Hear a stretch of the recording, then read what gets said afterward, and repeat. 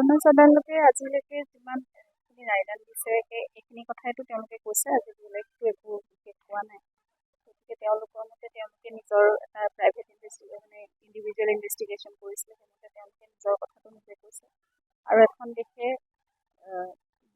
যিখন দেশ পৰ্যটন বিশেষ এখন দেশ, গতিকে তেওঁলোকে নিজৰ ফালৰ পৰা সেই সময়টোত কি হৈছিলে সেই বিষয়ে তেওঁলোকে ৰায়দান দিছে। কিন্তু সেইটো ৰায়দানে মই নাভাবোঁ আমাৰ যিটো ন্যায় প্ৰক্ৰিয়া চলি আছে তাত বিশেষ প্ৰভাৱ পেলাব।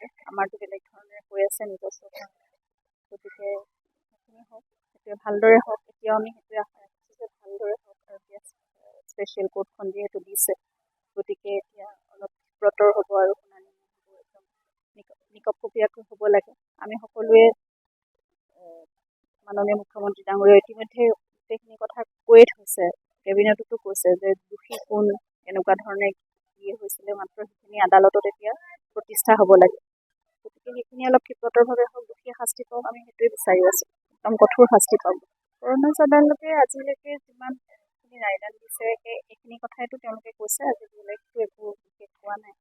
গতিকে তেওঁলোকৰ মতে তেওঁলোকে নিজৰ এটা প্ৰাইভেট ইণ্ডিভিজুৱেল ইনভেষ্টিগেশ্যন কৰিছিলে, সেইমতে তেওঁলোকে নিজৰ কথাটো নিজে কৈছে।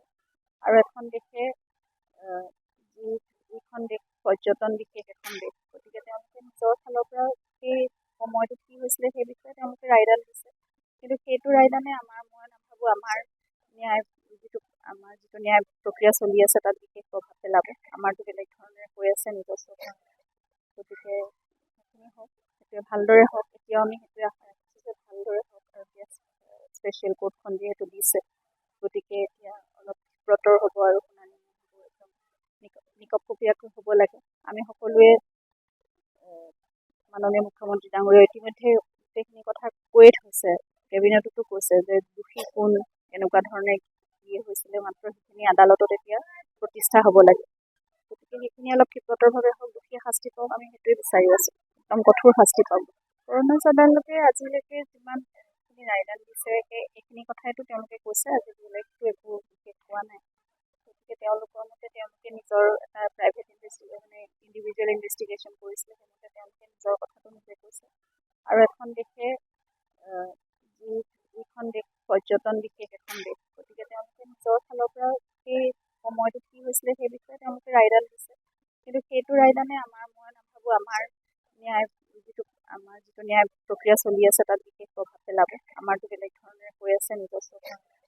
গতিকে সেইখিনি হওক, সেইটোৱে ভালদৰে হওক। এতিয়াও আমি সেইটোৱে আশা ৰাখিছোঁ যে ভালদৰে হওক, আৰু এতিয়া স্পেচিয়েল কোৰ্টখন যিহেতু দিছে, গতিকে এতিয়া অলপ ব্ৰতৰ হ'ব আৰু শুনানি হ'ব, একদম নিকপকপীয়াকৈ হ'ব লাগে। আমি সকলোৱে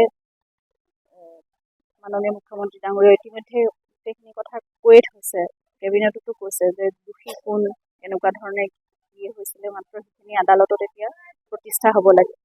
গতিকে সেইখিনি অলপ ক্ষিপ্ৰতৰভাৱে হওক, দোষীয়ে শাস্তি পাওক, আমি সেইটোৱে বিচাৰি আছোঁ, একদম কঠোৰ শাস্তি পাওক।